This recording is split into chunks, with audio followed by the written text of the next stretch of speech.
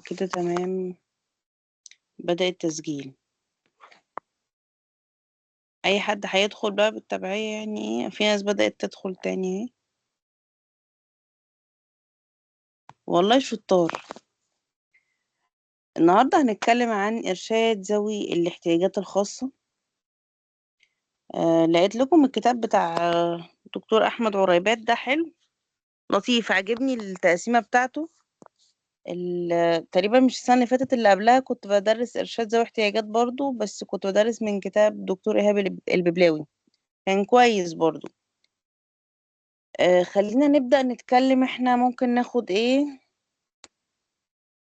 انتوا حابين ناخد حاجات؟ يعني انا حابة ان احنا البيز بتاعنا مثلا اول 4 فصول اللي هما الخدمات بتاعة الارشاد النفسي، الفئات والمشكلات، الاسر بتاعتهم وردود الفعل والكلام ده، ودور الوالدين.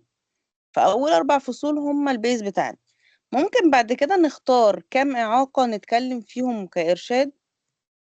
آه، شوفوا انتوا حابين يعني احنا مثلا بنتكلم ان معانا 7 محاضرات، فهنخلص 7 محاضرات، فهنخلص مثلا آه، على 7 فصول مثلا من ال12. فشوفوا كده احنا ممكن ناخد مثلا 3 إعاقات جنب ال4 البيز بتوعنا. في عندنا إعاقة عقلية، وفي سمعية وبصرية، جسمية وحركية مع بعض، اضطرابات اللغة والتواصل، والاضطرابات السلوكية، وصعوبات التعلم، والموهوبين. أنا شايفة الأوقع بالنسبة لنا السلوكية مطلوبة، الموهوبين برضو كفئة ضروري إن احنا نتكلم عنها. أشوفوا كده حابين تضيفوا ايه إعاقات، أو انتوا حابين يعني نمشي الدنيا ازاي. بصوا على الفهرس بتاع الكتاب، وممكن تشوفوا المحتوى لو حابين، وشوفوا الدنيا ممكن ايه اللي بالنسبة لكم يبقى فيه استفادة أكتر يعني. خلاص اتفقنا؟ شاء الله. إن شاء الله على خير. مبسوطة إن أنا معاكم الترم ده برضو، وإن شاء الله يبقى ترم جميل. هيبقى معظمه أصلا في رمضان يعني. خلينا نتكلم النهاردة عن خدمات الإرشاد النفسي والتربوي. الإرشاد النفسي لما نيجي نتكلم على إرشاد ذوي الاحتياجات الخاصة، في حاجة مهمة جدا ضروري نخلي بالنا منها. إن هم كفئة، أيا كان هو معوق أو هو حتى موهوب، بيبقى ليه ضغوط نفسية ومشاكل، سوء تكيف، وكل الحاجات اللي بيتعرض ليها الإنسان الطبيعي والإنسان العادي.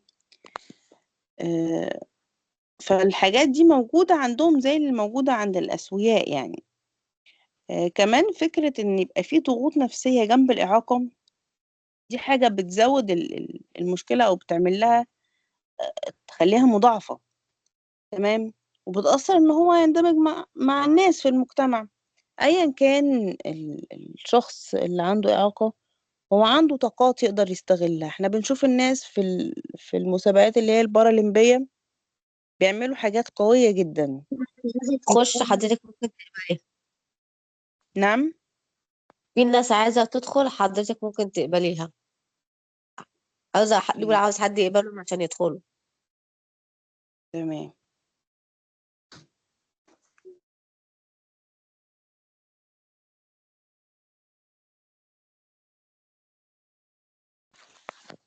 فكنا بنتكلم على حتة ان الناس اللي هم ذوي احتياجات خاصة، فكرة الضغوط النفسية الكبيرة اللي بيتعرضوا ليها، خصوصا لو الإعاقة مثلا آه، جت بعد حادثة أو جت بعد كده. فالموضوع بياخد إطار الصدمة الأول، والتقبل والحاجات اللي بنمشي فيها كصدمة، صدمة وإنكار، وبعد كده يبدأ يشوف حل، وبعد كده يبدأ يتقبل، وهكذا. فكل الحاجات دي، يعني فكرة إن إحنا وجود مشكلات نفسية جنب الإعاقة أو جنب المشاكل اللي بيعانوا منها، ده بيخلي الموضوع أصعب. ف إحنا طبيعي إن إحنا نبقى شايفين إن الهدف الأساسي لينا علشان نشتغل مع الناس دي حتة الثقة في النفس دي رقم واحد.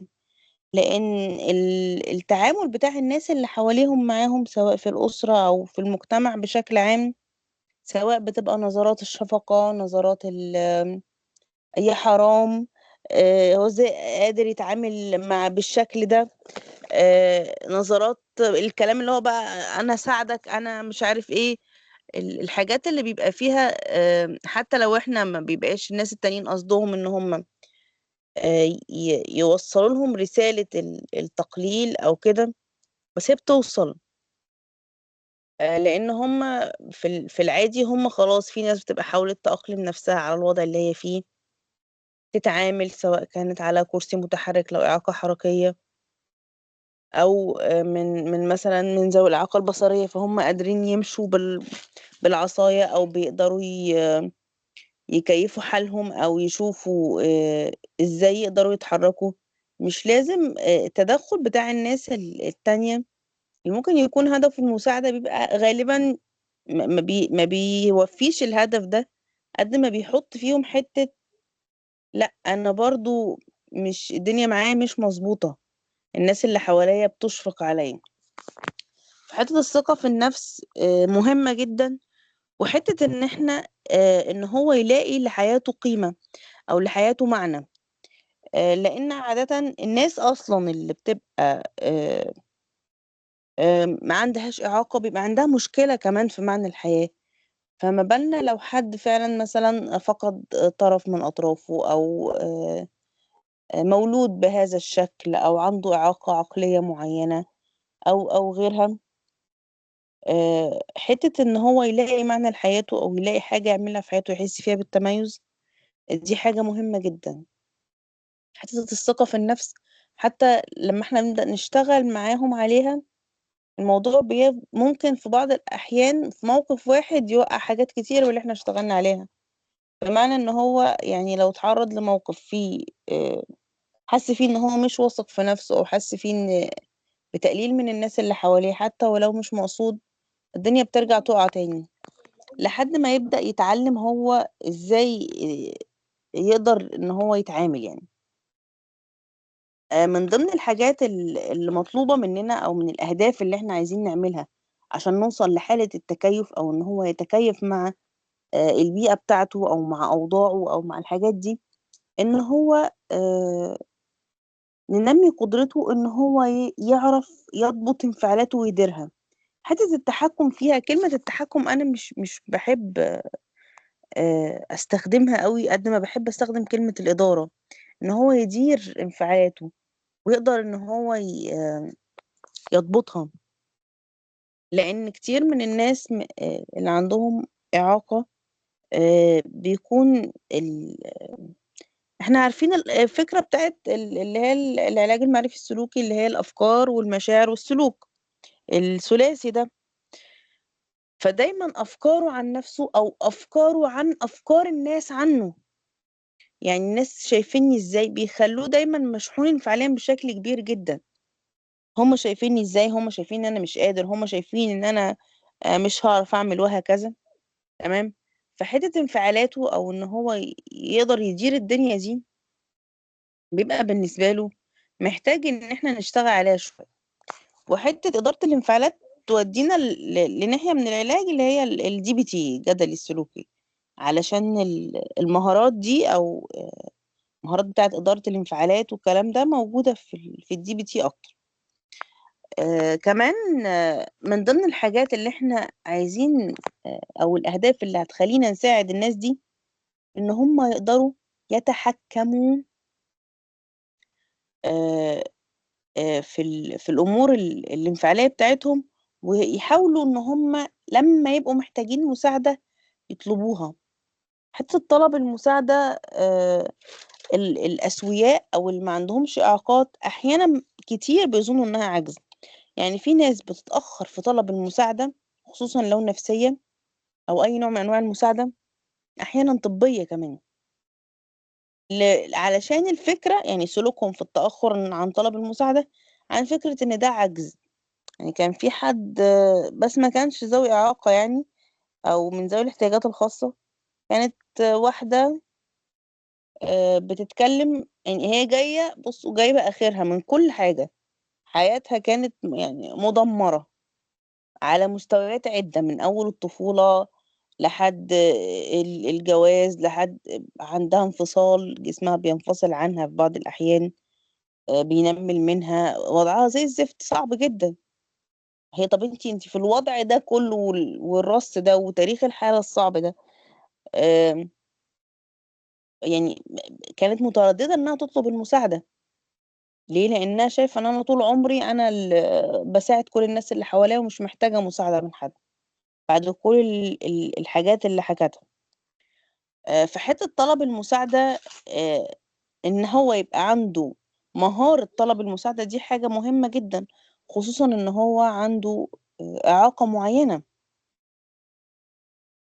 حتة إن هو يكون اتجاهات إيجابية وسليمة ناحية نفسه وناحية الناس اللي حواليه، دي مهمة جدا. ويكون علاقات كويسة مع المجتمع، لأن هو شايف بشكل من الأشكال إن المجتمع رفضه، أو إن المجتمع بيشفق عليه. فكل الحاجات دي بالنسبة له بتكون اتجاهات وحشة ناحية المجتمع. فاحنا هنحاول معاه ان احنا كإرشاد ان احنا نظبط اتجاهاته ناحية المجتمع. كمان من ضمن الحاجات ان المدخل بتاع حل المشكلات مش بس هيتعامل مع افكاره، ما في افكار ليها منحى يعني حقيقي. يعني مثلا ممكن يكون الأفكار دي أو أفكار الضعف أو العجز يكون مصدرها حقيقي، هو فعلا عنده مشكلة.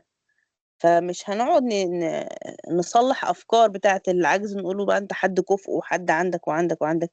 احنا أكيد هنركز على الحاجات الإيجابية، وأكيد هنركز إن هو حد يبقى منتج، يبقى منتج في وقت من الأوقات.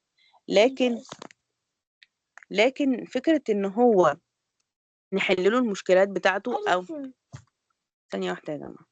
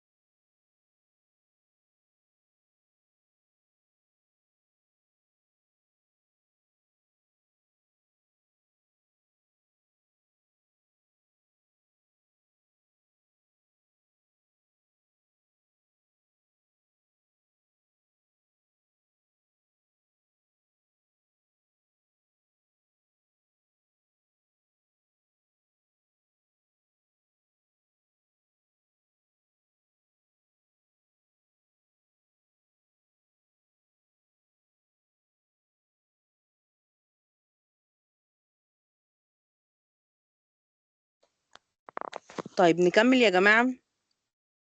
من ضمن الحاجات قلت لكم المدخل بتاعنا بتاع حل المشكلات. ليه؟ لأن هو عنده مشكلات حقيقية. أو الموضوع مش في أفكاره ومعتقداته اللي محتاجة تصحيح أو محتاجة تعديل. الموضوع إن في مشكلات حقيقية فعلا بتواجهه في حياته، نتيجة لقصور عنده، نتيجة لحاجات بتقابله، سواء لو حركيا أو سمعيا. الناس اللي هم ذوي الإعاقة السمعية عادة بيبقوا عدوانيين، أو بيبقوا انفعالاتهم قوية جدا وسريعة جدا. فكل الحاجات دي ضروري ان احنا نحط فيها آه، خطة علشان نحل المشكلات دي معاه. تمام. كإرشاد في العموم، الموضوع بيبقى زي الإرشاد العادي، محتاج علاقة طيبة، محتاج ان احنا نعمل رابور كويس، محتاج ان احنا يبقى في تقبل، ويمكن درجة التقبل تبقى أعلى بكتير. آم، بيبقى فيه خطوات كده علشان أحقق الأهداف اللي أنا عايزة أعملها دي. أول حاجة هعمل إزالة للمخاوف بتاعة المعوق دي. أو هو عذرا إن الكتاب مستخدم كلمة المعوق بس، علشان الاستخدامات الحديثة للكلمة، أو فكرة الاستجمة، أو الوصمة بتاعة الكلمة يعني. بس الشخص اللي عنده المشاكل دي بيبقى عنده مخاوف ناحية حاجات كتير قوي حواليه، فمفاهيم محتاجة تصحيح عن المجتمع وعن الناس. في ناس أصلا من ذوي الاحتياجات الخاصة بيبقوا آه، بيلاقوا هجوم وبيلاقوا مشاكل مع الناس أصلا، فده بيخلي إحساسهم أو طول الوقت خايفين، ما عندهمش ثقة في نفسهم، ما عندهمش ثقة في الآخرين. فأول حاجة أنا بعمل إزالة للخوف. تاني حاجة بحاول إن أنا آه، أساعد الشخص ده إن هو يتخلى عن آه، النزاعات العدوانية بتاعته أو النزاعات العدوانية ناحية نفسه وناحية الناس. يعني في ناس بتبقى بعد يعني موضوع الإصابة أو الإعاقة اللي بيحصل لهم، خصوصا لو حاجة ناتجة عن حادثة أو ناتجة عن حاجة جديدة، يعني فكرة إن هم مولودين بيها أو كده بيبقى فيها درجة من التأقلم. صحيح بيبقى فيه صدمة وبيبقى فيه إنكار وبيبقى فيه كل الحاجات دي، لكن حتة التأقلم بيجي مع الوقت أسهل من لما تبقى حدث طارئ في حياة البني آدم ينتج عنه الإعاقة. آه دكتور، فبيبقى معلش على المقاطعة. اتفضلي. حضرتك صوت كام؟ بس عشان أنا تايهة في الكتاب، مش عارفة ماسك فين بالظبط. 17. تمام، شكرا حضرتك. العفو. طيب، بعد كده بنبدأ، يعني احنا أول حاجة بنشيل المخاوف بتاعته ناحية بيته، ناحية أسرته، ناحية المجتمع. بعد كده بنحاول إن احنا نساعده إن هو ما يبقاش عنده عدوانية ناحية الناس ولا ناحية نفسه. في ناس بتفكر في الانتحار، في ناس بتعمل محاولات انتحارية، بتشوف إنها خلاص ملهاش قيمة من حياتها. يعني طب احنا لو نتخيل إن احنا في ناس أساسا ما عندهاش مشاكل، أقصد مشاكل بكلمة مشاكل إعاقات، وبيفكروا في الانتحار وبيفكروا إن هم ينهوا حياتهم وبيعملوا محاولات لكده. طيب الناس اللي عندها مشاكل حقيقية بقى وفعلا حتة معنى حياتهم أو حتة إن هم يبدأوا يكملوا حياتهم بالشكل ده، الموضوع بيبقى يمكن التفكير فيه بشكل عام من بره صعب جدا، عن بقى أما نبدأ نعمل خطط التأقلم. إن هو مثلا يبقى احنا بنتكلم مثلا لو حد على كرسي متحرك، فكرة الحمام بالنسبة له مشكلة إنه يخرج بره. يعني لازم يشيك الأول مثلا لو خارج في المكان ده فيه رمبات كفاية عشان يطلع بالكرسي ولا لأ، أو ينزل ويعرف يتحرك. فكرة إن هو الحمام اللي هو بتاع ذوي الاحتياجات الخاصة هل متاح في المكان ده ولا مش هيعرف يدخل بالكرسي بتاعه. وهيبقى فيه محتاج بقى مساعدة وحد يشيله وحد يحطه، والحاجات اللي ممكن تحسسه بإنه هو آه، حتة إن هو مش قادر يساعد نفسه، أو حتة العجز، معتقدات العجز اللي ممكن المواقف دي تصحيها أو تشغلها في دماغه. فنتخيل إن احنا خطط التأقلم اللي احنا بنمشي فيها، اللي هو مثلا قبل ما تنزل المكان لازم تشيك على موضوع الحمام. الحمام موجود، الحمام تمام، معرفش ايه، مفيش خالص. وطبعا بتفرق لو الإعاقة عند بنت عن ولد، فالموضوع برضو بيبقى يعني مختلف برضو في أبعاد كتير. فبنعمل خطط للتأقلم لذوي الاحتياجات الخاصة. أنا بكلمكم لو حركيا، آه، وموضوع الكرسي والكلام ده كمان من ضمن الحاجات اللي هم بيقابلوها. اما يبقى مثلا المفروض التويلت الكبير الواسع اللي فيه حوض اللي شكله أنيق ده بيبقى معمول لذوي الاحتياجات الخاصة، نلاقي الناس العاديين داخلين فيه علشان هو شكله جميل وواسع، وسايبين الناس اللي هم عندهم احتياج للموضوع أصلا محتاسين بره. فكل دي حاجات احنا محتاجين لو هنشتغل يبقى في توعية أصلا للناس، و... ونشتغل مع صاحب المشكلة نفسه أو صاحب الإعاقة نفسه. تمام.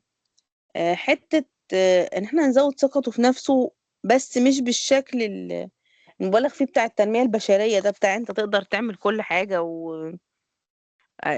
الأجواء بتاعة النفخ دي ما ينفعش نستخدمها، لأنها في الآخر يعني ممكن هتبقى مش هنقول مش هتلاقي ثمارها، بس هتاخد جانب عكسي كمان.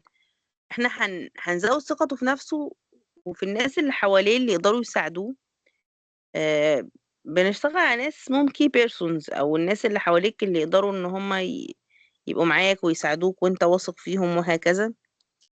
آه، كمان يبقى عنده استبصار بإمكانياته، ما يبقاش في الدنيا في الهوا كده. انا اقدر ادغدغ الدغاديغ يعني. تمام. وفكرة الاستفادة من إمكانياته لأقصى حد ممكن. زي ما قلت لكم الرياضات أو الحاجات دي بتبقى متنفس كويس جدا لذوي الاحتياجات الخاصة. لو بنتكلم على الجانب اللي هم بتوع الإعاقة الحركية بيشتغلوا في رياضة حلوة جدا، وبيعملوا بيدخلوا الحاجات اللي هي قلت لكم البارالمبية دي، بنشوف معجزات بصراحة. آه، بتوع الإعاقة البصرية والإعاقة السمعية ممكن بنلاقي ناس بتلاقي في حتة صوتها كإعاقة بصرية بيشتغلوا كتير منشدين ومقرئين وكده كحاجة يعني مهنة، وفي نفس الوقت حاجة يلاقوا فيها نفسهم إنها موضع تميز.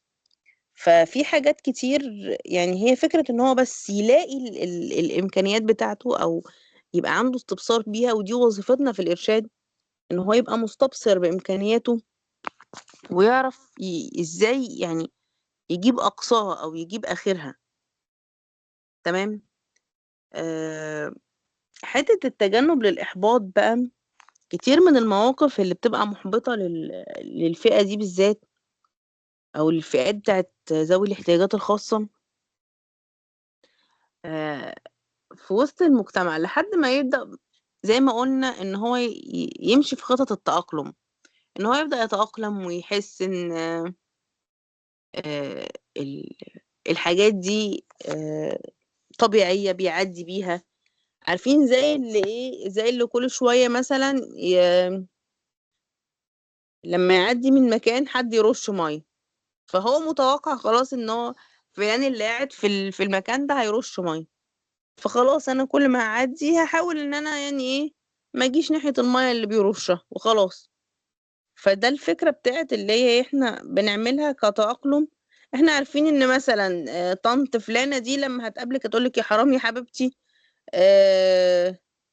انتي حياتك معرفش ايه، والكلام بتاع الشفقة والكلام الغريب ده اللي هو بيبقى يعني هي لما تبقى واحدة عندها مثلا إعاقة معينة ما بتبقاش مستنية، أو كلام الشفقة ده مش بيبقى بالنسبة لها هو ده اللي هيريحها ولا يحسسها إن الدنيا تمام يعني.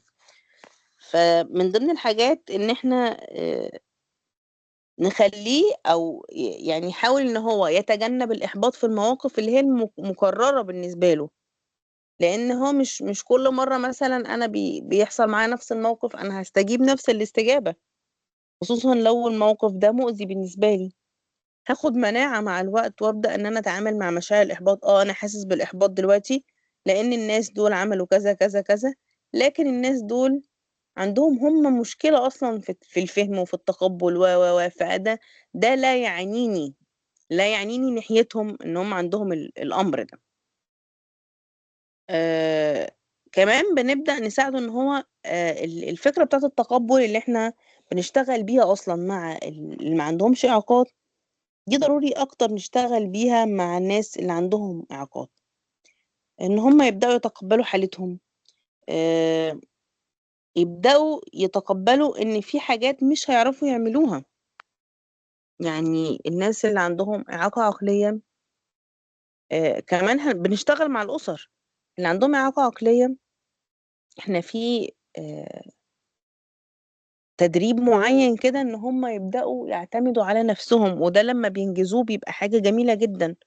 ان هو مثلا يعرف يأكل نفسه، اللي هي الحاجات بتاعت الرعاية الذاتية، يستحمى، يدخل التويليت، وبنعلمها له بالتدريج يعني يفتح الزرار ويفتح السوستة ومش عارفة ايه وازاي يتشطفوا، كل التفاصيل دي اللي هي مهارات الرعاية الذاتية. فكل الحاجات دي بنبدأ نشتغل عليها. تمام. وحتة التقبل، أنا يعني أنا كشخص وهم كأهل متقبلين الحال ده. وبندخل المداخل اللي بندخل فيها حتة إن الناس كلها عندها معاناة، وسبحان الله كل واحد بقى يعني هو نصيبه من المعاناة يعني. فحتة الإنسانية المشتركة، وحتة إن كل واحد في الدنيا دي عنده معاناة، وإن ربنا بيختبره وكل الحاجات دي. بس برضو لما نيجي نتكلم على النقط دي نتكلم فيها بحذر، لأن أو إحنا شايفين المرحلة اللي فيها الشخص اللي قدامنا، ما ممكن يبقى في مرحلة صدمة، وليه ربنا عمل فيا كده، وليه أنا بالذات، وكل الكلام ده. فأحيانا يعني طبيعة الكلام اللي نقوله بنختار الأوقات والأماكن بتاعته. كمان حتة إن إحنا نصحح مفاهيم ناحية الناس، مش كل الناس، لأن في خطأ التفكير بتاع الكل أو اللا شيء ده بيبقى موجود. كل الناس بتضطهد المعاقين، كل الناس بتبص لي بصة دونية، كل الناس بتشفق عليا لما تشوفني. تمام. فحتة إن إحنا نظبط المفاهيم بتاعته ناحية بيته، وناحية الناس اللي عايشين معاه، وناحية المجتمع ككل. فكل دي حاجات مهمة جدا، وفكرة إن إحنا نساعده إن هو يكون علاقات كويسة، دي من ضمن الحاجات برضو اللي بنشتغل بيها. ودي مهارة موجودة في الدي بي تي برضو، إن إحنا نساعده إن هو يكون علاقات طيبة مع الناس اللي حواليه، يبدأ علاقات ويبدأ صداقات وينمي مهاراته وهكذا. الموضوع ده بيفرق جدا إن هو يبقى حد محبوب بغض النظر عن حالته.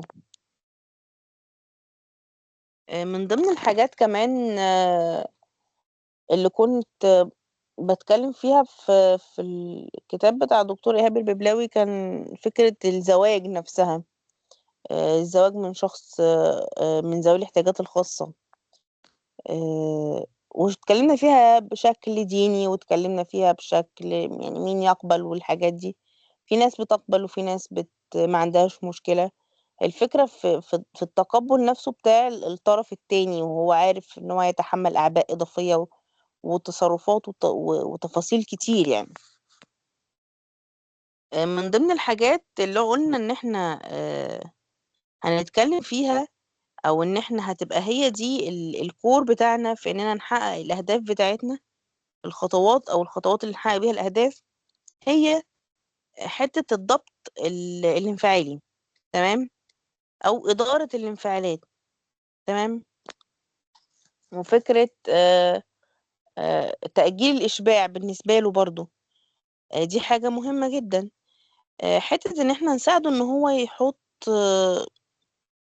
زي بلاننج كده للسلوك بتاعه، بحيث ده يكون متفق مع القدرات اللي عنده، الاستعدادات اللي عنده، علشان ما يبقاش بيحط طموحات عالية جدا هو ما يقدرش يحققها، فبرضه يرجع لنقطة الإحباط تاني، فنفضل في دايرة الإحباط دي. الكلام كده لحد هنا الدنيا تمام.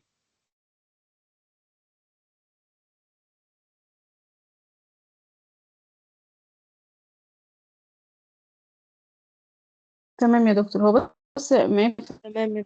يبقى في أسئلة أو حاجة، عشان الواحد ساعات بيشرح يعني. فوقينا معاكي كده. لسه فترين الواحد لا يا تقيل. جماعة، الناس جاية من صيام أصلا، ده ممكن الناس تبقى اه. فاتحة المحاضرة ونايمة. اسكتي اسكتي يا بنتي، اسكتي يا لا آية، بقى، الوضع فوقينا بس معاكي كده عشان الواحد يعني.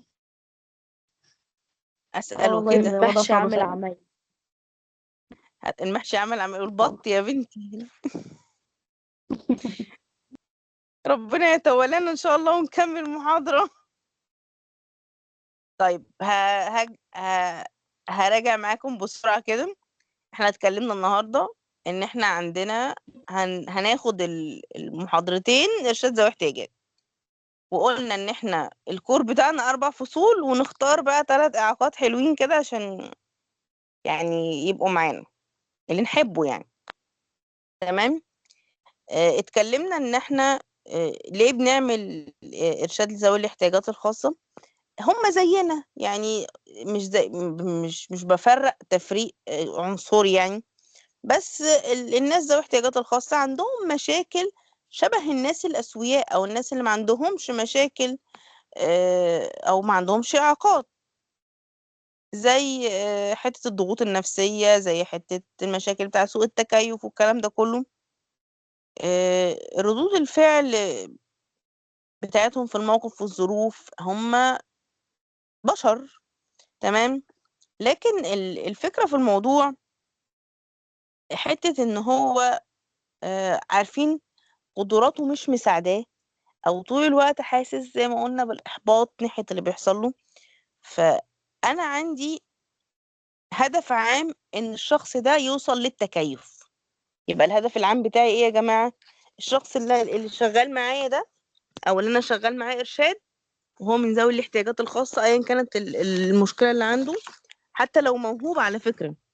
الموهوبين بيعانوا كتير من المشاكل بتاعت سوء التكيف، علشان هم ما بيبقوش مفهومين من اللي حواليهم قوي.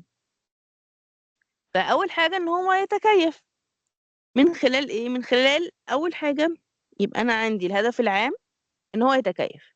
طيب، آه، في أهداف معينة بقى نازلة من موضوع التكيف ده، إن أنا أنمي ثقته في نفسه، تمام. أنمي قدرته إن هو يعبر بشكل كويس عن مشاعره. كمان فكرة إن هو يلتزم بالمعايير السلوكية المقبولة اجتماعيا، وحتة الضبط الانفعالي أو إدارة الانفعالات، دي حاجة مهمة جدا. من الأهداف المهمة بالنسبة لي كمان حتة طلب المساعدة، أخليه يقدر يبقى عنده مقدرة إن هو يطلب المساعدة لما يحتاجها، تمام. ويقدر يطور اتجاهات إيجابية عن نفسه وعن الناس اللي حواليه، تمام. ويقدر كمان بما إن هو شخص عنده إعاقة معينة، يقدر يلاقي حلول، تمام. أو يقدر يواجه المشاكل بتاعته أصلا ويلاقي حلول ليها. الإرشاد زي ما قلنا إن هو بيحتاج إن أنا أعمل خطوات بقى علشان أحقق الأهداف دي. يبقى احنا اتكلمنا عن الهدف العام التكيف، وفي أهداف تانية اللي هم يزود ثقته في نفسه، يقدر يطلب المساعدة، يقدر يظبط الانفعالات بتاعته وكل الحاجات دي. في خطوات أنا بعملها، تمام، لما أبدأ أشتغل معاه علشان يقدر يوصل للأهداف دي. يبقى احنا اتكلمنا على الهدف العام، اتكلمنا على الأهداف ممكن نقول فرعية، وهنتكلم دلوقتي عن الخطوات اللي احنا بنعملها كمرشدين علشان الشخص ده يقدر يوصل اللي احنا بنتكلم فيه ده. أول حاجة بعمل حاجة اسمها إزالة المخاوف، تمام. آه هما مش واثقين في نفسهم، هما مش واثقين في الناس التانيين، هم خايفين من المجتمع، وخايفين من التقييم، وخايفين من الشعور بالإحباط، خايفين من إن إعاقتهم مش سامحة لهم إن هم يتكيفوا مع الناس تمام. بعد كده بنساعد المعوق أو اللي عنده احتياج خاص إن هو يتخلى عن النزعة العدوانية ناحية نفسه وناحية الآخرين. النزعة العدوانية دي ممكن تكون فيها قدر من إيذاء الذات، سواء كان أفكار انتحارية، أو بيحاول يأذي نفسه علشان يتخلص من حياته، أو شايف نفسه لا يستحق الحياة، أو شايف مفيش معنى لحياته. ال- ال- المحاور دي هي اللي بيبقى فيها كل الأفكار تقريبا، تمام. آه، حتة ثقته في نفسه احنا قلنا مش هنديله ثقة في نفسه يبقى سوء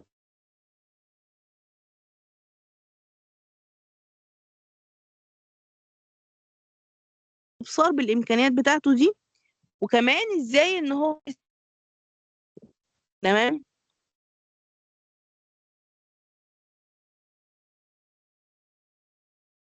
لو فيها من غير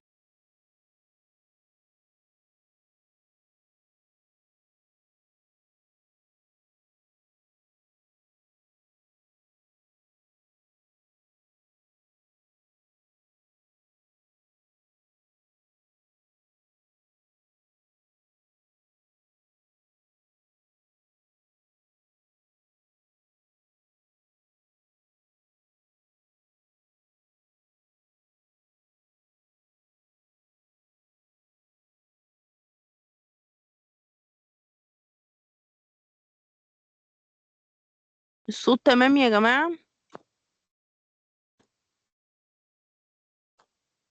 كان فاصل، لا الصوت كان فاصل. لا، فصل يا دكتور، له تقريبا دقيقتين فاصل، او على هو الاقل عندي بيفصل ما ده. في صوت كان. هو بس لا، انا جاي نوتيفيكيشن ان النت فيه مشكلة، بس ما كملتش دقيقتين يا نهى والله. بكون صارت مشكلة من عندي دبل بسيطة. يعطيك العافية. تسلمي يا حبيبتي. من ضمن الحاجات قلنا ان احنا هنخليه يحس بقيمته او معنى حياته في اطار اللي هو موجود فيه، وزي ما قلت لكم بندور معاه في الجلسة على اهتماماته، على الحاجات اللي يقدر يعملها، على سواء كان مثلا يحب يرسم، يحب يعمل رياضة معينة وهكذا، وبنوجه طاقته ليها بحيث يحس بالإنجاز. إحساس الإنجاز نفسه بيبقى خلاص أنا واحد بطل. يعني أنا ممكن أبقى قاعد على كرسي متحرك، لكن أنا بطل، أنا أحسن منك أصلا اللي أنت قاعد، اللي أنت سليم وما بتعملش حاجة في حياتك مثلا. تمام. فدي من ضمن الحاجات اللي احنا بنشتغل عليها فيه، ان هو القدرة اللي عنده او الاستعداد اللي عنده نشتغل عليه بحيث يجيب اخره فيه. تمام. وكمان زي ما قلنا ان هو يحط خطة او تخطيط لسلوكه بشكل يتفق مع الاستعدادات والقدرات دي. آه ده تلخيص اللي احنا اتكلمنا فيه. حتة الارشاد النفسي بقى، علشان نقدر نمشي في إرشاد سليم ومفيد وناجح، لازم يبقى في عندي شوية متطلبات هنلاقيها. يمكن احنا اتكلمنا فيها الترم اللي فات أصلا في المبادئ والكلام ده، بس خلينا نكيفها شوية على موضوع الاحتياجات الخاصة. الإرشاد عملية منظمة ومتخطط ليها. من أول ما بيجي ويديني تاريخ الحالة، أنا ببدأ أحدد المشكلات اللي عنده ونبدأ نحط خطة علاجية. تمام. أنا مش بشتغل معاه كل جلسة كده. ممكن يبقى في جلسات تخرج بره إطار المخطط، لا عشان مثلا في حاجة طريقة حصلت أو في حاجة استجدت، لكن في تخطيط في العموم، في مرونة جوه الخطة. لكن أنا من الأول عارفة إن عنده 1 2 3 جاي عشان كذا وكذا وكذا وكذا وكذا. تمام. لو هو وسط الجلسات عمل بوح أو باح بحاجات جديدة، كان مأجلها أو كان مخبيها أو كان في مقاومة إنه يقولها، بنضيفها للخطة وبنكمل. حتة العلاقة الإرشادية كمان فيها ثقة وفيها ألفة، وكلمنا حتة الرابور لازم تبقى علاقة طيبة وعلاقة مهنية وقائمة على التقبل الغير مشروط وكل الكلام اللي احنا اتكلمنا فيه ده. الإرشاد مش فكرة إن أنا بقدم نصيحة أو معلومة، بالعكس أنا بركز معاه على حاجتين مهمين جدا. أول حاجة حل المشكلات، لأن المدخل بتاع حل المشكلات ده موجود عندي في السي بي تي، لو هو أو في العلاج المعرفي السلوكي لو هو عنده مشكلة حقيقية، مش الموضوع في أفكاره وفي دماغه الغلط. يبقى حل المشكلات لأن هو عنده مشكلات قائمة بالفعل ومشكلات حقيقية وواقعية، وكمان أفكاره ناحية نفسه وناحية إمكانياته وناحية معنى حياته وكل الحاجات دي، وأفكاره ناحية الناس التانيين، وأفكاره إن العالم ده مكان قميء وإن الدنيا دي لا تستحق أن تعاش وحاجات كتير، وأنا إيه اللي جايبني هنا، وأنا إيه اللي خليني أكمل في الحياة وكل الكلام ده. تمام. يبقى الإرشاد مش بقدمه نصائح أو معلومات قد ما أنا بركز على إن أنا أغير أفكاره، ولو عرفت يعني أظبط أو أزق معاه في المعتقدات شوية. تمام. حتة الإرشاد ما بستخدمش فيه التحذير أو التهديد، دي حاجة مهمة جدا. يعني احنا كنا بنتكلم الترم اللي فات على حتة، وهنتكلم فيها هنا برضو، حتة حقه في تقرير مصيره. ما أنا ممكن أشتغل مع حد كويس جدا وابقى يعني عندي حرص كبير ان هو يبقى كويس ويبقى زي الفل وما اعرفش ايه، وهو مش عايز. ماشي، هشتغل معاه على المقاومة وهشتغل على افكاره و ستيل مش عايز، ما بقاش بيجي. طب ما هو قرر مصيره كده، وانا يعني فانت تكره الناس يعني. خلاص أنت مش عايز وأنا عملت اللي عليّا معاك فخلاص، تمام؟ فحتّة الموضوع بيبقى بالشكل ده، لا محتاجة أستخدم تحذير ولا محتاجة أستخدم تهديد، والله أنا باتعامل معاك في حدود مهنية، عايزة أساعدك جدًا، تمام؟ لكن في الأول وفي الآخر أنت عندك المساحة اللي تقرر فيها أنت عايز تكمّل في موضوع الإرشاد ده والّا مش عايز، تمام؟ دي تاني حاجة. كمان أو تالت حاجة، حتّة الاستماع النشِط أو الاستماع الفعّال، دي من الحاجات المهمة جدًا اللي ضروري تبقى موجودة في عملية الإرشاد. أنا باسمع اللي قدّامي وباشوفه كويس جدًا، باحُط hints أو comments كده عندي في الnote كده، ده فلان ده جاي مثلًا شكله عامل كذا، وشه مُقتضب جدًا طول ما هو بيتكلّم، طول الجلسة بتعيّط وهكذا. فحتّة إن إحنا نستمع بشكل فعّال ويبقى عندنا انتباه للسلوك اللفظي والغير لفظي للمسترشد، دي حاجة مهمة جدًا. وحتّة التقبُّل أو إن أنا ما باصدرش أحكام، آمم يعني مثلًا ما أجيش أقول له أنت ما فيش فايدة للشغل معاك، أنا خلاص مش قادرة أشتغل معاك أكتر من كده، أنت مش عايز تتعلّم، وليكن هو مش عايز يتعلّم وليكن أنت نفَد صبرك معاه، حوّله، إنّما ما تدّيلوش feedback وِحِش عن نَفْسه، تمام؟ والله أنا حاسس إن أنا يعني عندي أجيبها له من أي شكل، ما عنديش مساحة للوقت في الفترة اللي جاية، باقلل عدد الجلسات، باعمل أي حاجة، تمام، واحوّله، مش قادر عليه سواء نفسيًا أو مش قادر عليه بأي شكل من الأشكال، هاحوّله، تمام. آآ كمان الموضوع محتاج إن أنا يبقى عندي رغبة حقيقية إني أساعده، وتعاطف حقيقي أو مواجدة حقيقية، تمام. حتّة الصدق أو مستويات الصدق من الحاجات المهمة جدًا اللي ضروري تبقى موجودة عند المعالج علشان توصل أو عند المرشد علشان توصل للي قدّامه بنفس درجة الصدق، أنا عايزة أساعدك. آآ يبقى دي الكلام عن عملية الإرشاد النفسي. لو جينا نتكلم عن المبادئ العامة بقى، إحنا قُلنا التقبُّل، تمام. آآ ده من أهم المبادئ في الإرشاد، تمام. متقبّل الشخص اللي عنده احتياجات خاصة بغض النظر عن المشاكل والظروف، محترم إن هو إنسان، تمام. وباحافظ على علاقة إرشادية سليمة، ما تاخدش أي منحى تاني غير منحى المهنية. المرشد كمان ضروري إن هو يبقى عنده إيمان إن الشخص اللي عنده احتياجات خاصة ده عنده استعدادات للنمو والتغيير، تمام. آآ ضروري إن أنا أبقى أكون متفائلة ناحية الوضع اللي قدّامي، وشايفة فيه إمكانية للتحسُّن، بس حتّة الإطار بتاع الحدود والإمكانيات بتاعة الفرد، ده مهم جدًا. كمان هنا الحتّة اللي كُنّا بنتكلّم فيها من شوية، المساهمة في تقرير مصيره أو اتخاذ القرار اللي بيخُصّه، آآ ده مهم جدًا، إن أنا هو بادّي له مساحة إن هو يقرّر مصيره أو ياخُد قراره. كمان ضروري جدًا إن إحنا نساعد آآ الفرد أو يبقى عندي إيمان إن هو برضه له الحق إن هو ينمّي قدراته واستعداداته لأقصى حد ممكن، بغض النظر عن درجة الإعاقة دي إيه، تمام.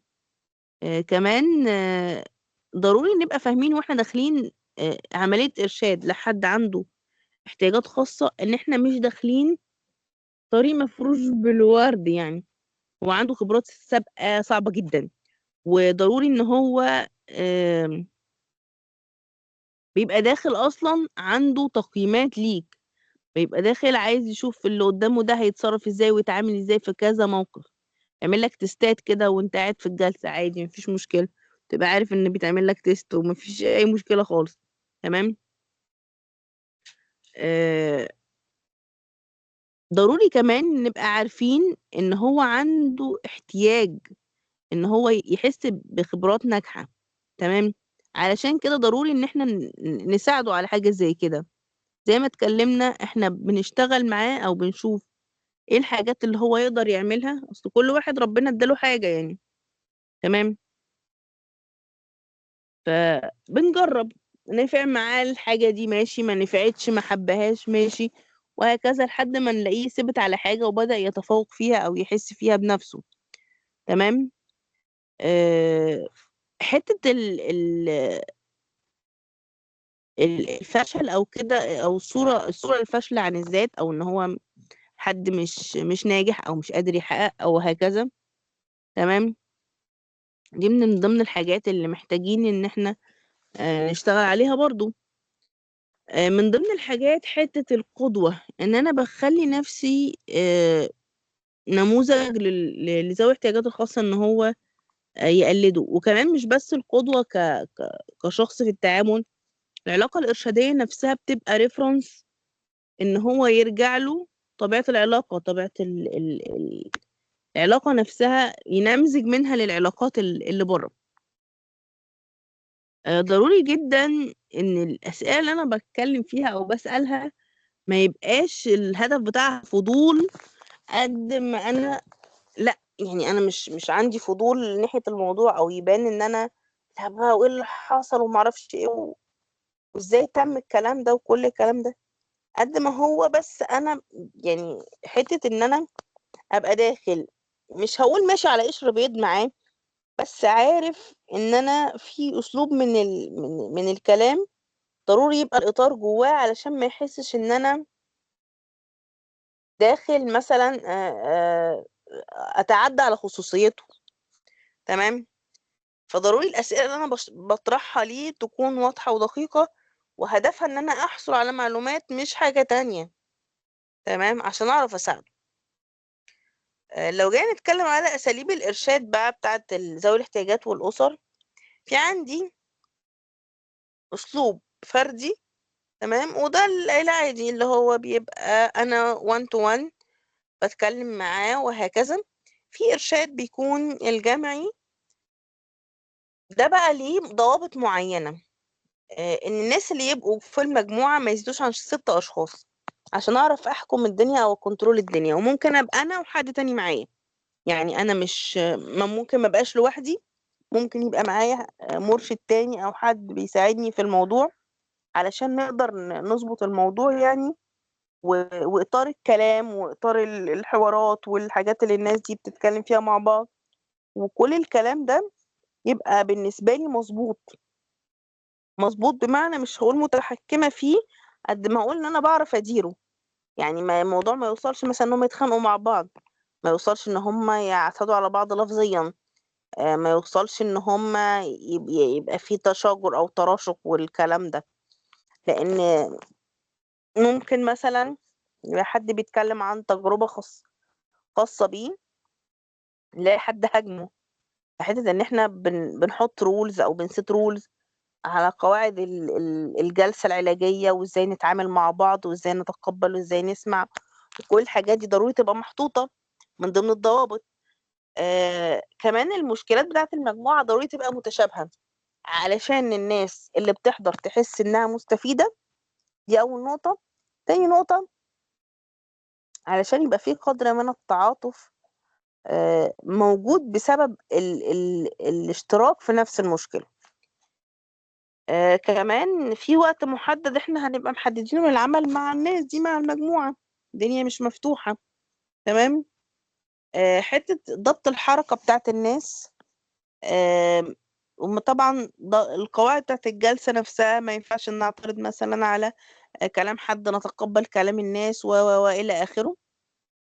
واللي بيحيد عن الموضوع ده بنديله طبعا انذار كده، لا احنا ثانية واحدة يا فلان، لا كان ضروري ان احنا ما نتكلمش بالشكل ده، علشان الناس تبدأ تبقى منفتحة اكتر وتبدأ تحكي. ان في ناس لما بتلاقي في هجوم من الناس اللي حواليها بتبدأ تنسحب، حتى لو هي موجودة، يعني موجودة كشخص جوه المكان، بس منسحبة مش عايزة تتكلم او تحكي عن حاجة، علشان ما تتعرضش لهجوم او نقد. كمان حتة إن هم يبقوا متقاربين في العمر الزمني، متقاربين في المستوى العقلي وكل الحاجات دي. دي حاجة ضروري جدا، لأن أنا لو حطيت حد مثلا رزين كده 45 سنة مع حد مثلا 17 18، فكرة فرق الأجيال نفسها بتعمل مشاكل. يعني هيبقى ده شايف ده عيل مثلا، ما يعني مش مقدر أي حاجة، مش عارف ايه، وده شايف ده حد كبير في السن مش هيبقى فاهمني، وهكذا. فهيبقى الموضوع برضو ما فيهوش حتة الراحة ان هم يحكوا او يتكلموا جوه المجموعة. الدنيا دكتور كده تمام معلش يا سؤال، جماعة؟ امم كنت عايزة أسأل بس الناس اللي زي كده اللي هي عندهم إعاقات بنجمع يعني مثلا اللي هم عندهم إعاقة بصرية كلهم مع بعض مثلا، ولا ينفع إن احنا نخلي مثلا إعاقة بصرية مع إعاقة سمعية وهكذا يعني؟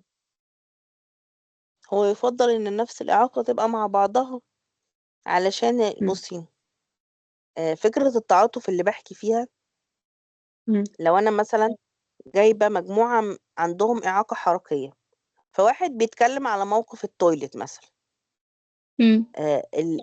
اللي عنده إعاقة مختلفة جوه المجموعة مش هيبقى حاسس الموضوع بدرجة التعاطف، لأن هو ما اتحطش فيه، هو اتحط في مم. مواقف تانية خالص.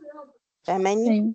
فقدر مم. الإمكان لما يبقوا كلهم نفس الإعاقة، بيبقى التعاطف موجود جوه المجموعة، بيبقى فيه دعم كويس. تمام. فاهماني؟ زي بالظبط اه لما فاهمة بجيب حضرتك. مجموعة مثلا من المطلقات أو الأرامل مع بعض في جروب ثيرابي، مم. وبنحاول إن احنا نضبط الموضوع برضو، إن هو تبقى مثلا ما تبقاش واحدة أرملة من 10 سنين خلاص والراجل مات والله يرحمه بقى من 100 سنة، وواحدة مثلا لسه جوزها متوفي الشهر اللي فات. فاهماني؟ بيبقى حتة الضبط اه. نفسها بتفرق معاه. علشان ايه؟ علشان يبقى يعني لو هم عندهم نفس الصدمة، تبقى الصدمة في حالة مثلا متأججة دلوقتي، ان انا فقدت ساقي مثلا. تمام. مم.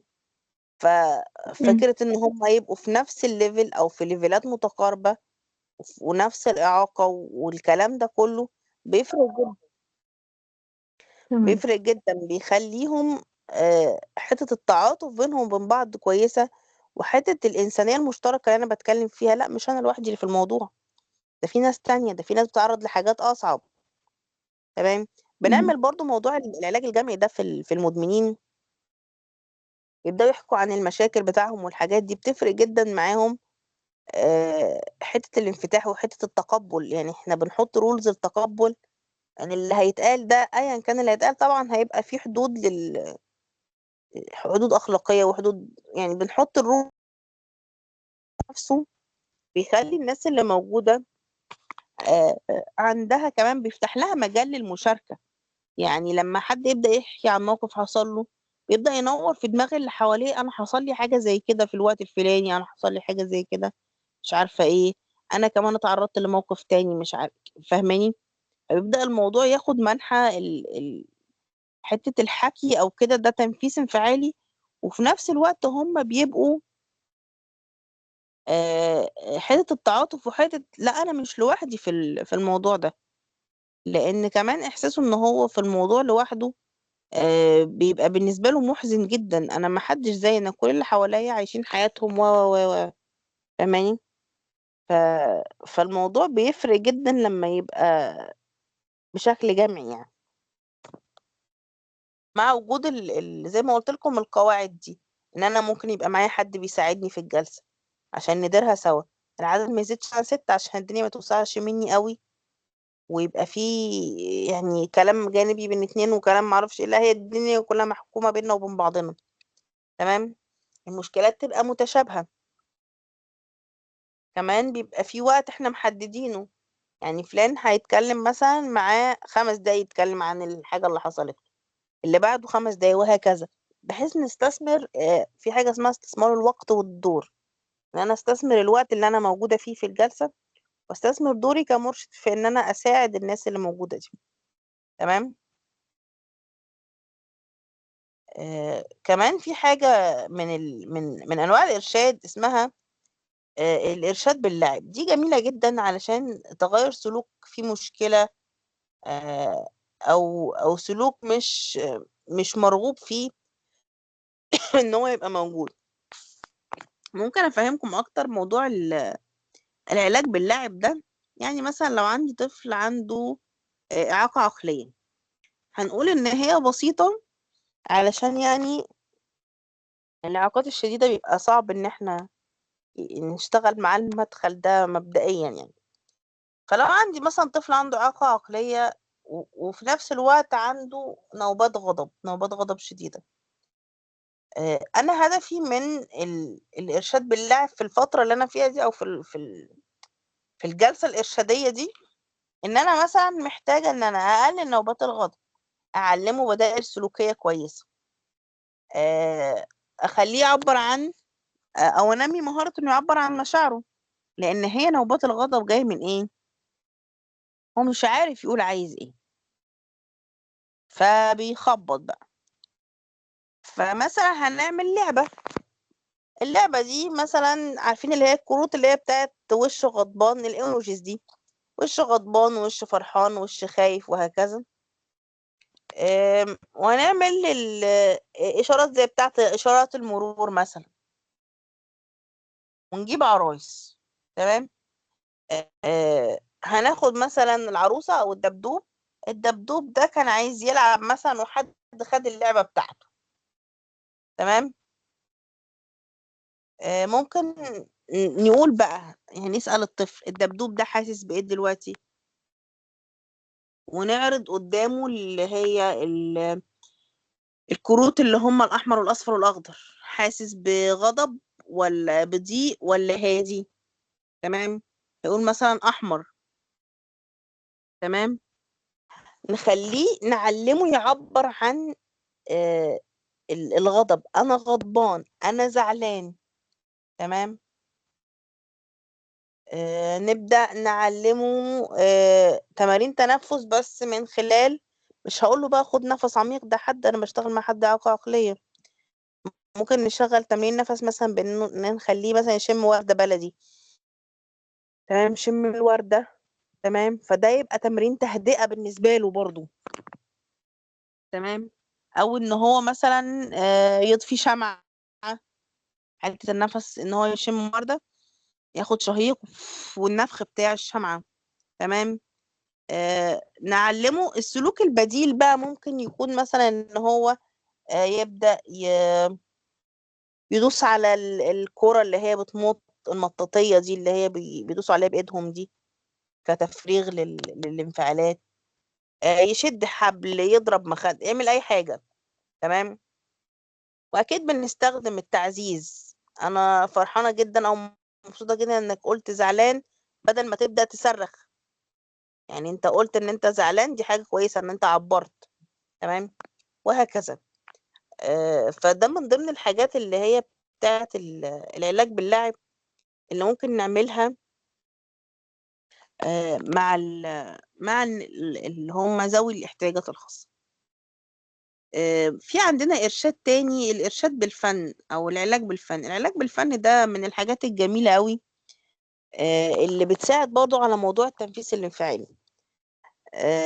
ممكن الرسم من ضمن الحاجات اللي ممكن يعبر بيها كتير كمان أكتر الأطفال عن مشاعرهم، من غير ما يبقى فيه تقييد. لأن ممكن يكون هو مش قادر يتكلم أو مش عارف يتكلم، زي الطفل اللي كنت بقول لكم عليه. هو عندوش ضبط انفعالي ليه؟ أو هو عنده نوبات غضب ليه؟ لأن هو مش عارف يقول أنا متضايق، أنا غضبان، ولا أي حاجة من الحاجات دي. تمام. فالعلاج بالفن من ضمن الحاجات اللي بتبقى لطيفة جدا، بتفرغ بيبقى فيها تفريغ الانفعالات. ممكن من ضمن الحاجات، طبعا احنا في اختبارات بتاعة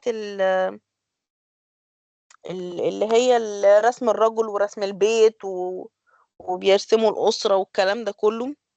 دي من ضمن الحاجات اللي بتبقى بالنسبة لي فيها انديكيتور لمشكلات موجودة عند الطفل، وهكذا. تمام. فدي حاجة ضرورية وبتبقى مهمة جدا، وبتساعد كتير. يعني هي مدخل علاجي مش هين والله كعلاج يعني. في ناس بتعالج بقى بالموسيقى، وفي ناس بتعالج بالرسم، في ناس بتعالج بالنحت، على حسب كل واحد بقى بيمشي الدنيا ازاي. بس هي في العموم بالنسبة لي هي بتعتبر كأنشطة سارة، وفيها تفريغ انفعالي كبير يعني. عندنا خامس نوع من أنواع الإرشاد اللي هو الإرشاد الجيني أو الوراثي. آه، ده مهم جدا كإجراء وقائي للوالدين بشكل عام، أو للناس اللي هم أنجبوا أطفال عندهم احتياجات خاصة. فمثلا لو 2 قرايب اتجوزوا وخلفوا مثلا طفل عنده إعاقة بصرية، فبنبدأ نعمل لهم حتة الإرشاد الجيني أو الوراثي، إن هو والله يا جماعة انتوا علشان قرايب فاحتمالية إن انتوا تخلفوا تاني بالشكل ده كذا كذا كذا. تمام. الموضوع ده بالنسبة لي، أو حتى آه، قبل الإرشاد الجيني، فكرة التحاليل والحاجات اللي بتتعمل قبل الجواز بتبقى مهمة وضرورية، يعني علشان الحاجات دي تبقى برضو واضحة بالنسبة لنا. فإحنا بنعرف الجينات عملت إيه، والخصائص الوراثية دي وصلت لهم إزاي، سواء كانت سوية أو بشكل مرضي يعني. المشكلات الإرشادية بقى بيواجهها الأشخاص المعوقين. الأول إحنا كده كويسين ولا مش كويسين؟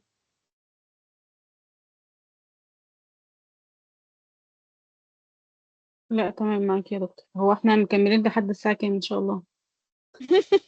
حتى الثمالة لحد السحور. لا بجد والله، لا عشان ده أنا يعني مش عارفة مستلمة كده النهاردة. هناخد ال طب 12 يعني زي الجدول. انتوا حابين ايه؟ ما على حسب الكمية اللي هناخدها. بس ربنا يسهل بس كده، وإن شاء الله يعني نحاول نخلص على طول إن شاء الله، ربنا يكرم. ان شاء الله ربنا معاك يا دكتور ومعانا ان شاء الله برضه. إن شاء الله والله. يا رب. آه هنتكلم دلوقتي عن أهم المشكلات الإرشادية اللي بيواجهها الأشخاص اللي عندهم احتياجات خاصة. يمكن احنا اتكلمنا عليهم بشكل عام، بس مبدئيا هي عدم التكيف. عدم التكيف دي معناها ان هو مش عارف يتكيف مع الناس اللي حواليه، مع المجتمع اللي حواليه. متردد، متهور، مندفع، خجلان. كل الحاجات دي موجودة عنده لأن هو مش عارف يتكيف. أحيانا مش عارف يعني يتكلم ولا ما يتكلمش في أي موقف من المواقف. خجلان، هيحس بالرفض. ف يعني بيبقى فيه، يعني نتخيل لو حد عنده مثلا إعاقة معينة وفي موقف إن هو راح يتقدم لحد، ف... فده يعني لو الشخص الطبيعي عنده آه، قلق بنسبة مثلا 1% من الرفض، فده هيبقى موجود عند اللي عنده احتياجات خاصة بنسبة يعني مضاعفة بكتير جدا. تمام. فحتة عدم التكيف دي موجودة عندهم، ودي من ضمن الحاجات اللي احنا ضروري نشتغل عليها. كمان الموضوع بتاع الصراع مع الذات. حتة ان هو مش عارف ياخد قرار، مش عارف يحس انه مبسوط، مش عارف يكون سعيد، مش عارف هيعمل ايه في حياته. حتة التخبط دي موجودة جدا، وبيكون فيها مشكلة لحد ما يبدأ ياخد ستيبس زي ما قلنا للتأقلم. وشفت ناس وصلت لحتة التأقلم دي بشكل كويس، اللي هو خلاص أنا عارف آخري، عارف دنيتي، عارف أنا المفروض أعمل إيه. لو نازل مكان مثلا ومفيش تويلت ومفيش بتاع، أنا بدخل التويلت وبظبط نفسي قبل ما أنزل. عارف ان انا هقعد بره مثلا وقت معين كذا كذا كذا.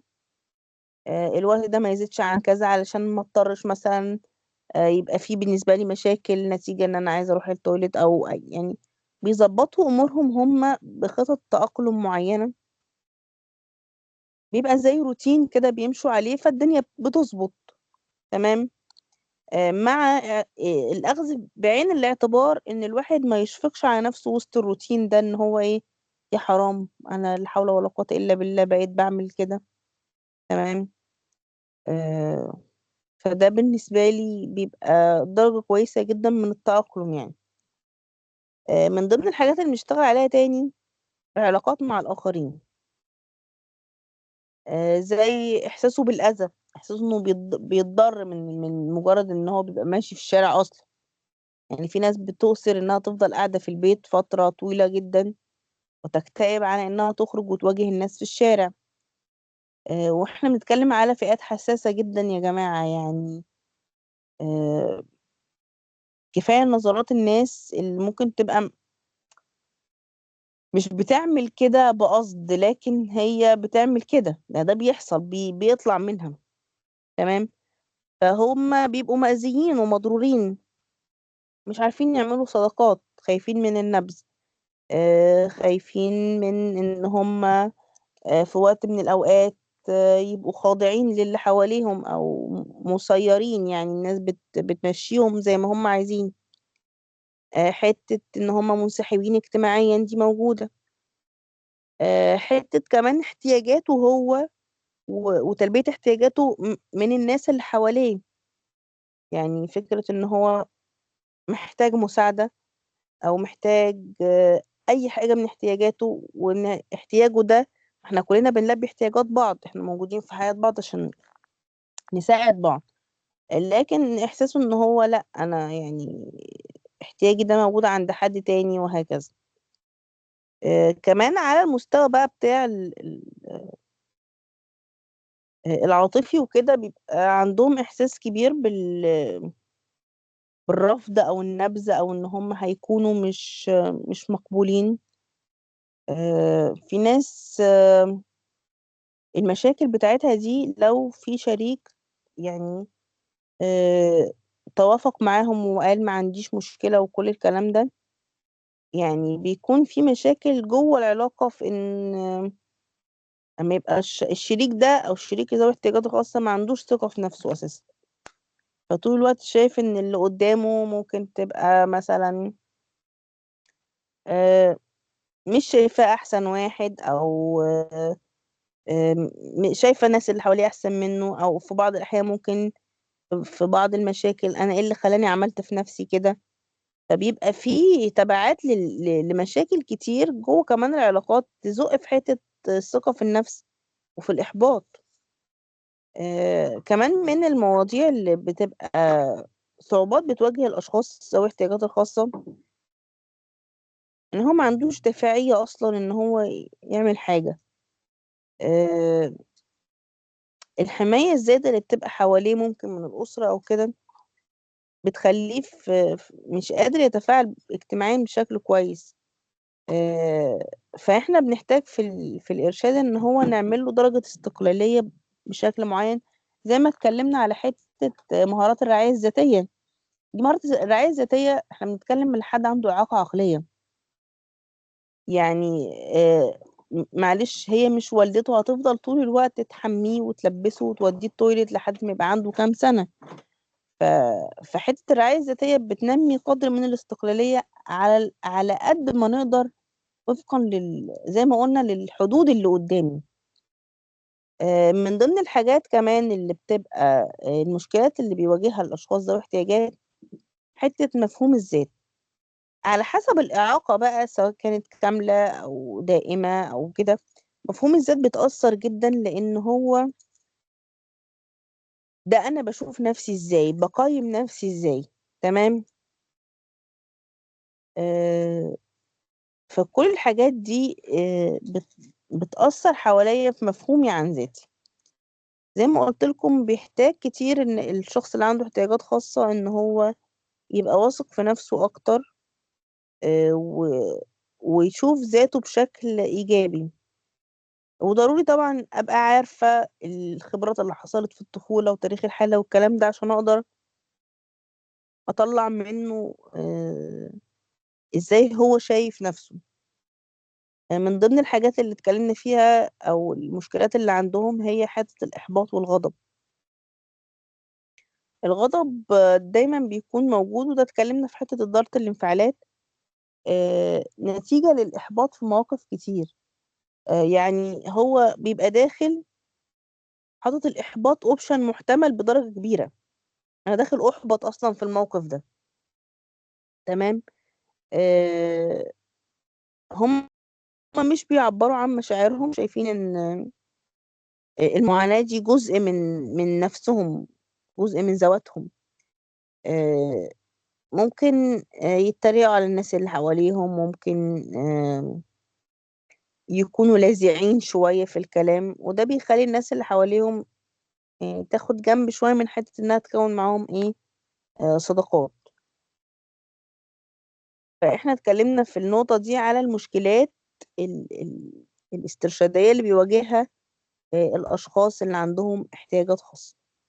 يبقى احنا في الجزء اللي فات اتكلمنا على الأنواع بتاعة الإرشاد أو الأساليب بتاعة الإرشاد، زي الفردي، الجمعي، باللعب، بتاع الجيني، أو الإرشاد بتاع أو العلاج بالفن.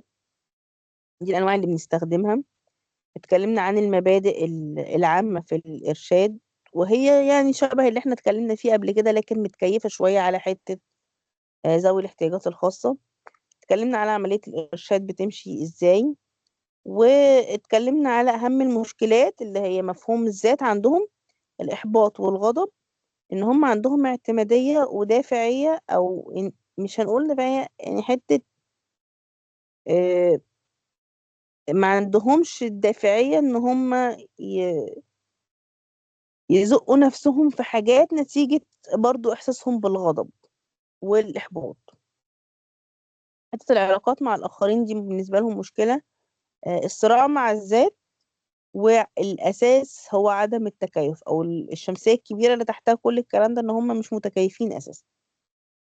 طيب لو جينا نتكلم بقى عن الاستراتيجيات اللي هرشد بيها الناس دي، الكتاب ده اللي عجبني فيه إن هو مترتب ويعني تحس إن هو منظم لكم الدنيا كده هتمشي إزاي.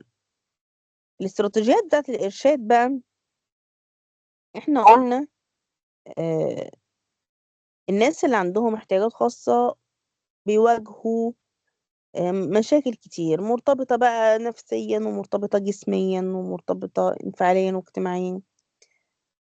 ففي خدمات إرشادية لكل فرد ده وأسرته. الجدول ده بيتكلم عن الخصائص والحاجات الإرشادية وإزاي أتعامل معاها. فلو جينا نتكلم على خصائص نفسية، أو المشكلة بتاعة ضعف الدافعية كمشكلة نفسية، تمام. أنا محتاج إيه؟ محتاج أزود الدافعية. الجدول ده إن شاء الله لما تيجوا تشتغلوا جلسات هتبقى يعني ممكن تعملوا حاجة مشابهة لكده، علشان تبدأوا تتعاملوا مع المشكلات اللي عند المسترشدين اللي بيجوا أو اللي طالبين خدمة يعني. فأنا عندي ضعف دافعي، محتاج إيه؟ محتاج أزود الدافعية. هزودها من خلال إيه؟ من خلال إن أنا أتقبل الطفل، أحط له أهداف واقعية، أعمل له دعم، أديله مكافآت، أديله معلومات. تمام. احنا قلنا من ضمن ال الحاجات بتاعت الإرشاد إن أنا بدي معلومات، أو هو بيعالج نقص المعلومات عند المستشفى. تمام. أعلم الطفل أسلوب حل المشكلات بشكل عملي من خلال نماذج حي، أعلمه ينمذج. زي ما قلنا الدبدوب كده، يعني أنا قدامي الدبدوب دلوقتي، حد خد منه اللعبة، نمذجة. هو بيشوف الدبدوب اتعامل ازاي، او حس ايه، او اتكلم، ويقول على لسان الدبدوب، فيبدأ يتعامل هو بعد كده. تمام. وبشجعه ان هو يبذل جهد كافي علشان يحس ان هو ناجح. تاني حاجة في الخصائص النفسية حتة تقدير الذات، تدني تقدير الذات، علشان هو متوقع بشكل كبير ان هو هيفشل، او عنده الافكار او الاعتقاد الاساسي بعدم الكفاءة، او اعتقاد العجز. الحاجة اللي انا محتاجاها هنا ان هو يتقبل ذاته ويزيد تقديره لذاته. حتة التقبل الذات الأول بتيجي وبعد كده يجي تقدير الذات. ما ينفعش أقدر ذاتي من غير ما أتقبلها، فهم الخطوتين دول يعني ورا بعض. فمثلا هساعد الاستراتيجيات بقى، هساعده ان هو يتعرف على النواحي الإيجابية والسلبية عنده، يحدد احتياجاته، نشوف أو أقدم له فرص نجاح وفرص فشل بسيطة في بعض الأحيان، علشان يعني فاهم يتست الدنيا. كمان هستخدم معاه استراتيجية تعزيز علشان أدربه إن هو يواجه المشاكل بتاعته ويلاقي الحلول ليها. وحتة الرول بلاي بتفرق كتير جدا علشان يبقى قدامه الموقف حي. عندي خصائص اجتماعية زي الانسحاب، مش قادر يتكيف، أنا محتاج أعمل إيه؟ أطور ثقته في نفسه، أوفر خبرات إيجابية، أدربه على مهارات اجتماعية زي من خلال النمذجة وهكذا. حتة إن أنا أستخدم برضو أساليب التعزيز الاجتماعي عشان أثبت السلوك وهكذا. من ضمن الأساليب اللي بستخدمها التشكيل. حد عارف التشكيل بنعمله إزاي يا جماعة؟ أسلوب التشكيل.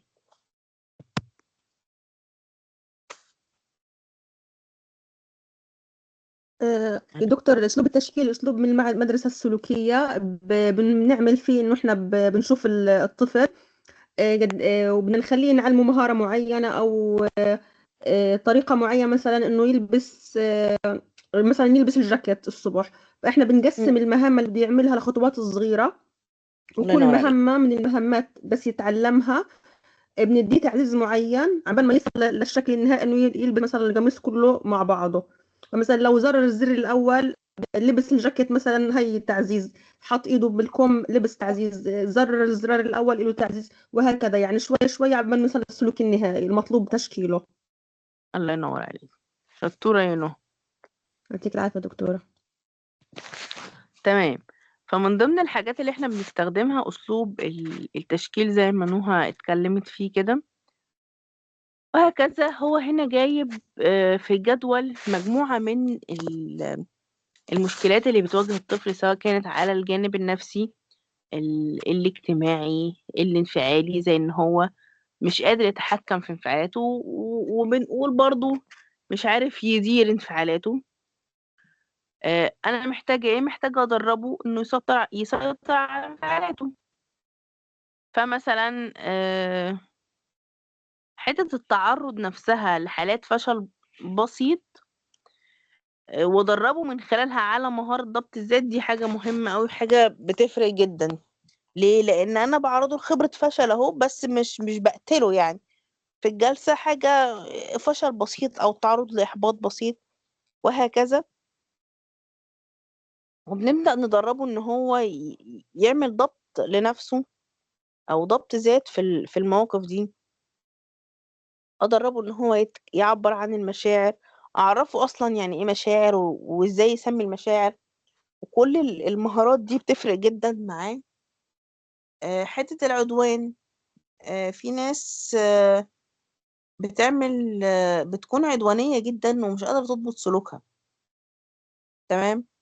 فبنشوف الأول الاحتياجات بتاعته ناحية ورا العدوان إيه، لأنه ممكن يكون العدوان ده ناتج على إن هو ما أشبعش احتياجاته. فببساطة لما احنا هنشوف الاحتياجات ونشبعها، ممكن نقلل بدرجة كبيرة جدا من العدوان. مشاكل بقى تعليمية مثلا، مشاكل بتاعة ضعف الانتباه، زي مثلا ان انا اساعد الطفل ان هو اعمل له التدريبات كده بتاعة الانتباه، بتبقى لطيفة جدا، فيها حركة وفيها حاجات زي مثلا اللي هي نرسم له اللي هي مستطيلات على الارض كده مثلا، وارسم عليها حركات بالايد والرجل، او رسم كف ايد بشكل معين، او الرجل بكف يعني، او القدم بشكل معين، وهو يبدأ يركز انتباهه ان هو يتحرك على المربعات دي، المستطيلات دي بنفس الشكل اللي موجود. في ألعاب كتير بتاعت تعزيز الانتباه بتبقى لطيفة جدا وبتجيب نتيجة حلوة، وبيبقى فيها كمان شيء من المرح يعني. حتة ان هو مش قادر يتعلم وكل الحاجات دي. الذاكرة برضو التكرار بيبقى كويس جدا في حتة الذاكرة. في تدريبات للذاكرة برضو ممكن نعملها بالأرقام وبالحروف وبالكلمات وكل الحاجات دي.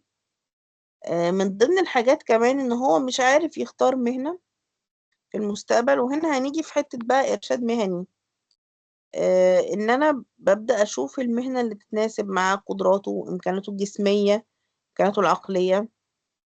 في ناس ممكن تشتغل كويس جدا فريلانس من البيت، تمام، وده هيبقى متناسب مع حالتها الجسمية وكل الحاجات دي. يعني كان في واحدة بتتكلم، كانت خريجة كلية تجارة او حاجة كده، واتعرضت لحادثة وبقت قاعدة في البيت، فكان مناسب جدا ليها انها تشتغل فريلانس من البيت، علشان حتة انها على كرسي متحرك والكلام ده مش هتعرف تنزل على سلالم، ولا هتعرف. يعني الموضوع بالنسبة لها هيبقى إرهاق كبير أكتر من إنه عمل يعني.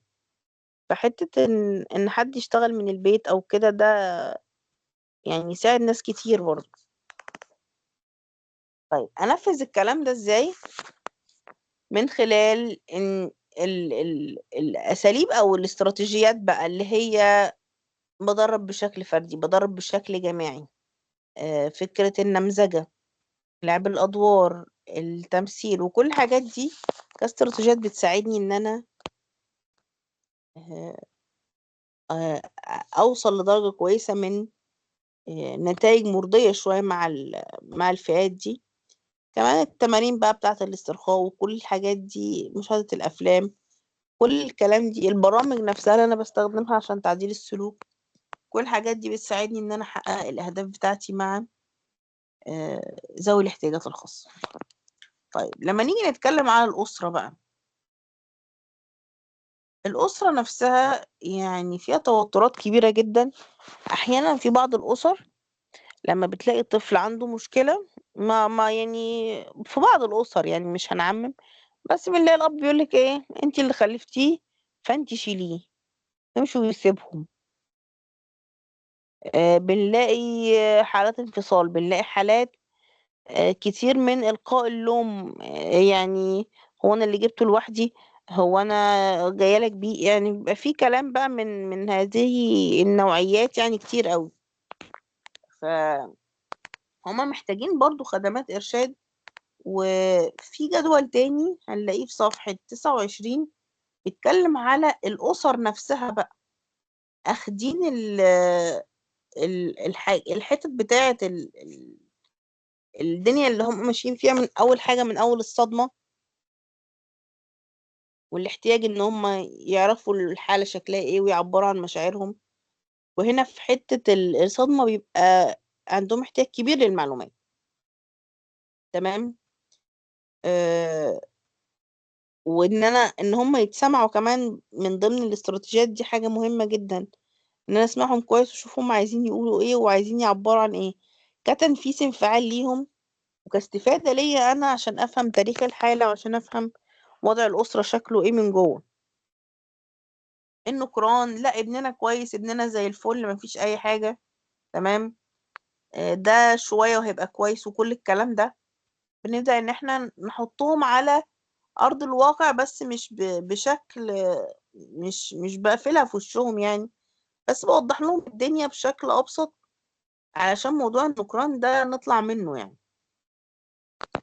الغضب، بنحتاج ان احنا نخفض التوتر من خلال نحول الغضب ده للخارج مش للداخل.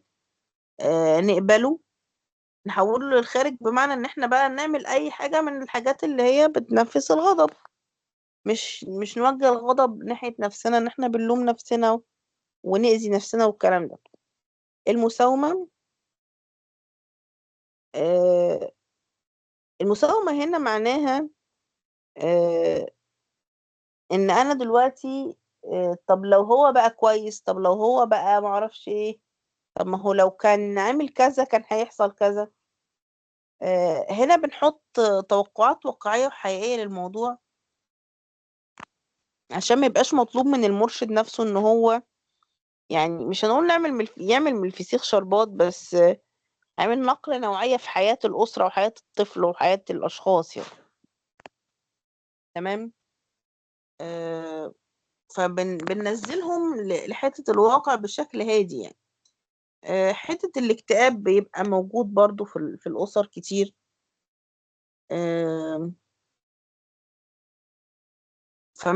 بيكونوا محتاجين دعم نفسي ودعم اجتماعي من المجتمع اللي حواليهم، من الناس اللي حواليهم.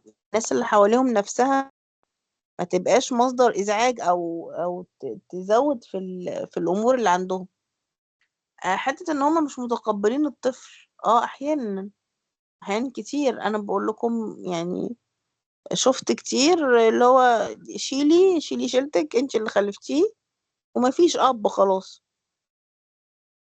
ومعاناة بقى وضغوط كتيرة على الام وهكذا. فحتة التكيف الاجتماعي ان هما يعني لو جينا نتكلم على مثلا امهات الاطفال اللي عندهم ADHD، دول ما بيعرفوش يخرجوا بيهم في حتة اصلا. يعني لو مثلا فئة تانية الدنيا تبقى ملمومة شوية، انما لو ADHD بقى وعنده فرط حركة، ده بيدخل على اي حاجة يجيب اخرها يعني. فدول يتحركوا ازاي مع الناس او يعيشوا الناس مع ازاي يعني؟ الام ما تعرفش حتى تاخده وتروح بيه نادي، تاخده وتروح بيه مناسبة، لا فرح ولا اي حاجة خالص. فحتة ان هم اجتماعيا مقفولين، مش بس صاحب المشكلة ده، كمان اسرته بتبقى في نفس الموضوع يعني. تمام. اعباء العناية دي برضو محتاجة دعم، ومحتاجة ان انا يتعرفوا على الحاجات، يحطوا برنامج ويبقى روتين يومي يمشوا بيه، ويبقى فيه كذا حد ممكن يتدخل يدعم في حين ان مثلا الام مش قادرة او الاب مش قادر وهكذا. الموضوع بيحتاج تعاون من بقية افراد الاسرة يعني. آه، من اهم الحاجات اللي مطلوبة للاسر هي حتة المعلومات. معلومات مهمة جدا عشان يفهموا اصلا القصة اللي هم فيها دي حقيقتها ايه. تمام. آه، في حتة ان هو اتجاهاتهم نحو الطفل ده واحساسهم بالاحباط وكل الكلام ده بالنسبة لنا يبقى مقبول جدا واقل واجب يعني. لكن حتة ان احنا ناخدهم من حتة او نوازن بين تقبل وناخدهم لحتة التغيير، دي حاجة لو نجحنا فيها بتبقى حاجة كويسة جدا. عملية إرشاد الوالدين زي ما قلت لكم، أنا مش بس هرشد الشخص أو هرشد الطفل، لا أنا هرشد الوالدين كمان. الموضوع بالنسبة لي هيكون ان انا داخل اشوف الناس دول ضروري ان هم، او داخل عندي نان الناس دي تبقى بالنسبة لي شريك يساعدني ان انا ازق الطفل ده انه يبقى كويس. تمام. فاقدر ان انا اسهل عملية الاتصال ما بينهم او التواصل، لان نموذج التواصل بين الوالدين ممكن يكون نتيجة لوجود مشكلة هم بيمروا بيها أو الإعاقة أو غيره. فبيكون التواصل ما بينهم صعب، أو في إلقاء تهم، أو في حاجات من هذا القبيل. فضروري إن احنا يعني نسهل إن هم يتواصلوا مع بعض بشكل ممكن نقول محترم شوية أو هادي شوية. نفهمهم حتة إن هم محتاجين دعم، وده طبيعي مفيش مشكلة، نوفر لهم الدعم ده. نتكلم معاهم ان هم ضروري يدونا معلومات كويسة عن سلوك الطفل بين الجلسات عشان نقدر نساعد. تمام. كمان نبدأ نشوف بقى تاريخ الحالة بتاع الطفل منهم. كمان من ضمن الحاجات حتة التنبؤ بسلوك الطفل ضروري يبقى معتمد على معلومات صادقة طالعة منهم، يعني ما يجوش يقولوا لي ابننا هادي وجميل ورزين، وساعة لما يبدأ يجي الجلسة عندي ألاقي الولد قلب الدنيا، يعني صعب جدا. في حتة الحاجات دي ضروري جدا مع الوالدين. احنا كده خلصنا أول فصل وخلصناه في وقت قياسي ساعة ونص. تحبوا تاخدوا بريك ونرجع تاني ولا نكمل؟ أنا خايفة تتسربوا في البريك والله. خلينا ناخد بريك يا دكتور 10 دقايق ونشوف ايش الدنيا توضع كيف يصير معانا. خلاص هو احنا المفروض أوكي. يا دكتور ناخد أول قد إيه، يعني أول فصلين مثلا، ولا هناخد قد إيه النهاردة؟ يعني اللي ربنا يقسم بيه. إن شاء الله. طيب هو معلش عشان أنا دخلت بس عندك متأخر حاجة قلق مش بسيطة في طبيعي. المحاضرة. أنا ايه شوية. لا هو بس أنا الواحد يعني أول يوم، فالواحد بيبقى مصدع يعني، والله مش اول أكتر يوم، يعني والله انا والله. انا كمان بايظه خالص، بس قلت يعني عشان احنا ما خدناش اول اسبوع فمش يعني كده مش هينفع. اه أيوه أيوه. طيب أنا كنت خلاص بس 10 عايزة أستفسر دقايق عن حاجة. اتفضلي. هو احنا هناخد 4 فصول ولا هناخد 7 فصول؟ عشان انا ما فهمتش النقطة دي بس، او دخلت لا متأخر احنا يعني، هناخد حتى كنت في 4، النص هناخد. الاساسي 4، الاساسي الاساسي 4. 4، في اضافي؟ اه ممكن. الاساسي 4 اللي هو بقى احنا بنشتغل مع الناس والوالدين بيعملوا ايه ودورهم والكلام ده. في بعد امم كده هتشوف فارس اعاقات بعد الاربع فصول. في عقليه، امم في بصريه، في سمعيه، في حركيه، في كذا كذا نوع من انواع الاعاقه. فاحنا نختار 2 امم 3 يعني، وفي ما ينفعش تبقى موهوبين. واحدة طيب؟ اي حاجه. الترم الترم التاني قصير. انت داخله تفصلي في المحاضره ايوه. والله يا دكتورة هو احنا والله كلنا يعني عايزين الانفصال ده. كلكم لا داخلين والله بجد تفصلوا. الترم قصير. الترم قصير فعلا والله يا دكتور، يعني هنلحق امتى طيب؟ ايوه فعلا. طيب يا إعاقة خدوا واحدة بريك. حلوة جدا. خدوا بريك بس لحد مثلا 11 الا ربع، ونيجي نحاول نلم الدنيا كده ان شاء الله تمام شويه ان عشان شاء نلحق الله. نصلي. طيب اي حاجه يعني. تمام خلاص حاضر ان شاء الله. خلاص. ماشي. الاقيكم 11 الا ربع يا جماعه، محدش يتسرب، وانا شايفاكم وعداكم. مش هنقفل، هنفضل موجودين وهنرجع على طول ان شاء الله. خلاص ربنا ييسر ان شاء الله. انا هوقف الريكورد وابقى اعمل ريكورد تاني في النص التاني عشان ما يبقاش الدنيا تقيلة برضه. تمام.